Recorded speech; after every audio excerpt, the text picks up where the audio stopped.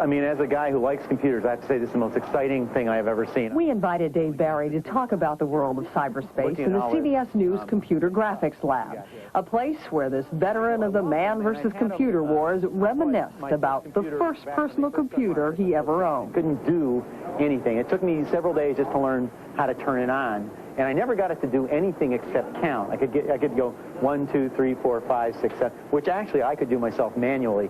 Over the years, he has used low-tech typewriters and then computers to write a dozen books and a nationally syndicated column, exploring the absurdities of American life, from politics to the gender gap, and now, in his latest book, The Computer Revolution. How many hours a day do you spend behind a computer? Well, I probably spend 7, 8 hours a day in front of my computer, which is broken down in maybe 20 to 23 seconds actually working, and then, 7, 8 hours playing various games and checking to see if I have any mail yet. So, I guess the question I have for you now is, why did you decide to write this book? I decided to write it because there's been a lot of serious talk about the internet, and a lot of people are nervous about it, and they view it as this big, confusing, very hard to understand thing. And I wrote this book to show people that it is, in fact, a big, confusing, hard to understand thing.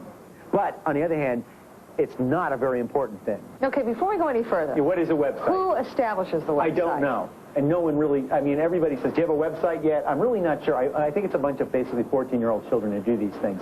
They're all like this. You get on them and you go, huh, that's my reaction to most websites. This is one of my personal favorites.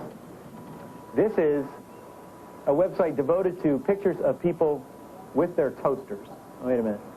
See, it moves kind of slow. A lot of people think that the internet moves at the speed of light. It actually moves more at the speed of the Department of Motor Vehicles.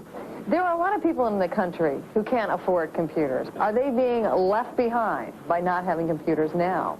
Yeah, I would say that those people, and I feel very sorry for them, people who don't have a computer, are probably, even as we speak, reading books and things like that, and therefore falling way, way behind the rest of us who are using that same time to develop our solitaire skills, our anti-ballistic missile skills, chatting skills, the things that are making us the cyber citizens that are going to take this great country of ours right down the toilet in the future. I'm proud to be part of that, and I hope everyone else can be too.